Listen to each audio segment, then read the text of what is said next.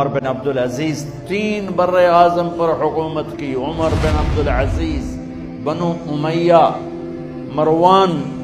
عمر بن عبدالعزیز نے اپنے آپ کو قربان کیا اللہ کے لیے، حکومت کو پاؤں کے تلے رکھا اور اللہ کی رضا کو سامنے رکھا. کیسی سلطنت کی؟ جب گورنر تھے تو 60 اونٹوں پہ سامان چلتا تھا. جب امیر المومنین بنے تو بچے کہنے لگے ماں سے، بچے بچیاں 12 تھے، ماں سے کہنے لگے کہ عید کا موقع آ رہا ہے، ابا سے کہو ہمیں نئے کپڑے تو لے کر دیں. ان کی ماں کا نام ہے فاطمہ، بچوں کی ماں کا نام. حضرت عمر گھر آئے، بیگم نے کہا بچے کپڑے مانگ رہے ہیں. حضرت عمر کہنے لگے میرے پاس تو پیسے نہیں، تنخواہ میں تو مشکل سے روٹی پوری ہوتی ہے، کہاں سے لے کر دوں؟ تو تھوڑی دیر خاموش رہی بیگم، پھر کہنے لگی آپ ایسا کریں اگلے مہینے کی سیلری ایڈوانس لے لیں، اس سے میں کپڑے لے لیتی ہوں اور روٹی کا خرچہ میں مزدوری کر کے گھر بیٹھے مزدوری کر کے چلا لوں گی، آپ 1 مہینے کی تنخواہ ایڈوانس لے لیں. حضرت عمر بن عبدالعزیز واحد خلیفہ ہیں جن کے دور میں 3 بر اعظم میں زکوٰۃ لینے والا باقی نہیں بچا تھا. یہاں لاہور بھی ان کی حکومت کے نیچے تھا، جنوبی اسپین فرانس ان کی حکومت کے نیچے تھا، کاشغر تک ان کی حکومت کے نیچے تھا، استنبول کے دروازوں تک ان کی حکومت تھی. 3 بر اعظم میں ایک آدمی زکوٰۃ لینے والا نہ بچا. اور اپنا حال یہ ہے کہ بیگم سے کہہ رہے ہیں پیسے کوئی نہیں، کپڑے کہاں سے لے کر دوں؟ اور بیگم طریقہ بتا رہی ہے کہ آپ اگلے مہینے کی تنخواہ ایڈوانس لے لیں، اس سے میں کپڑے لے لوں گی اور چولہے کا خرچہ، روٹی کا خرچہ میں گھر بیٹھ کے مزدوری کر کے کما لوں گی. تو حضرت عمر کہنے لگے ہاں یہ ٹھیک ہے. باہر آئے وزیر خزانہ مزاحم، انہیں بلایا کہ بھائی ہمیں اگلے مہینے کی تنخواہ ایڈوانس چاہیے. اس نے کاغذ قلم آگے رکھ دیا، کہا حضرت اب مجھے لکھ کے دے دیں، آپ 1 ماہ زندہ رہیں گے، میں آپ کو تنخواہ دے دیتا ہوں. چپ کر کے اٹھے، ایک لفظ نہیں بولے. گھر گئے، اپنی بیگم فاطمہ سے کہا بیگم بچوں سے کہہ دو کہ باپ کے پاس کپڑے لے کر دینے کی سکت نہیں ہے. اور خزانے ایسے بھرے پڑے تھے کہ زکوٰۃ لینے والا کوئی نہیں تھا. عید کی نماز ہوئی، نماز کے بعد جب ساری فیملی ملنے آئی اور بچے بھی ملنے آئے تو ان کو دیکھ کر ان کی آنکھوں میں آنسو آ گئے. کہنے لگے بچوں آج تمہیں دکھ تو ہوگا اپنے باپ پر کہ ایک جوڑا کپڑا بھی لے کر نہ دیا عید کا. تو ان کے ایک بیٹے نے کہا ابا جان آج ہم بڑے خوش ہیں، ہمارا سر اونچا ہے کہ ہمارے باپ نے مسلمانوں کے مال پہ ڈاکہ نہیں ڈالا.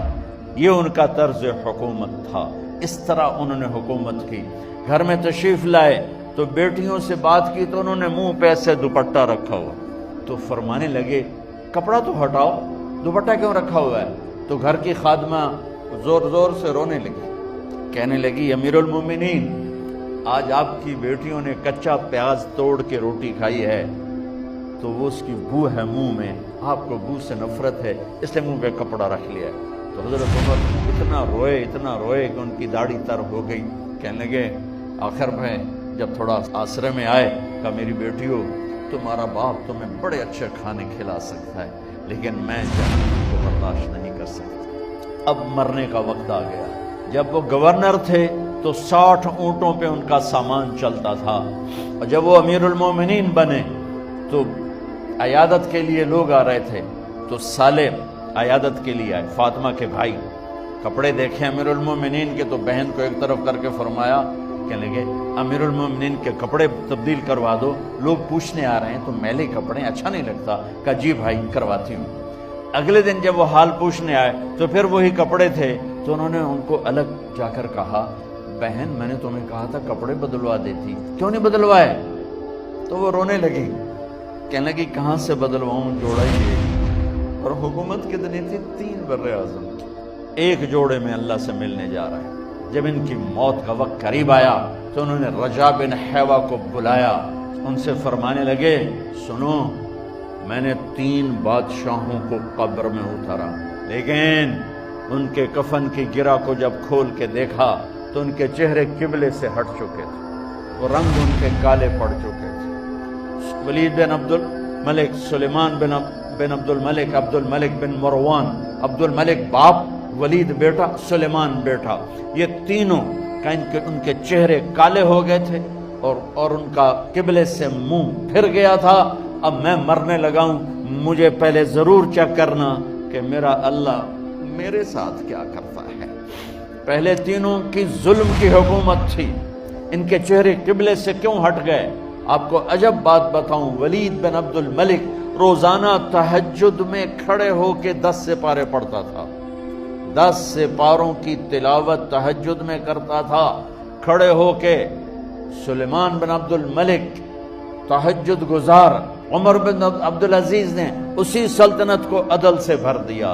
سلیمان بن عبد الملک کی ڈیڈ باڈی جب قبر کے قریب لائے اتارنے کے لیے تو ایسے ایسے ہلنے لگا، اس کا پورا جسم ہلنے لگا۔ تو اس کے بیٹوں نے کہا کہ ہمارے ابا زندہ ہیں۔ تو حضرت عمر نے فرمایا بیٹو زندہ نہیں ہے، عذاب قبر جلدی شروع ہو گیا ہے، قبر کی پکڑ پہلے شروع ہو گئی ہے، چھپاؤ اپنے باپ کو جلدی۔ جب عمر بن عبدالعزیز کی ڈیڈ باڈی قبر کے قریب کی گئی تو ایک دم ایسے ایک پرچہ ہوا میں اڑتا ہوا سب نے دیکھا، وہ آتے آتے آتے آتے آتے آتے یوں آ کے حضرت عمر کے سینے پر گر گیا۔ سب دیکھ رہے ہیں۔ جب پرچے کو اٹھا کے دیکھا گیا تو اس پہ ایک سطر پہ لکھا تھا بسم اللہ الرحمن الرحیم، اور دوسری سطر پہ لکھا تھا براءۃ من اللہ لعمر بن عبد العزیز من النار، یہ عمر کے لیے جہنم کی آگ سے نجات کا پروانہ ہے۔ 3 بر اعظم کی سلطنت لے کر وہ جنت کا پروانہ لے کر دنیا سے گئے۔ جب ان کو قبر میں اتارا گیا تو انہوں نے رجا بن حیوہ سے فرمایا تھا 3 بادشاہوں کے چہرے دیکھے قبلے سے پھر گئے، رنگ کالے پڑ گئے، مجھے تم نے دیکھنا ہے کہ کیا ہوتا ہے۔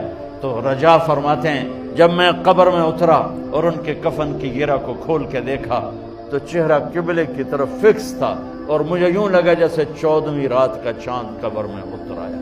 اللہ کو اپنی منزل بناؤ، اللہ کو اپنی منزل بناؤ، اللہ کو اپنی منزل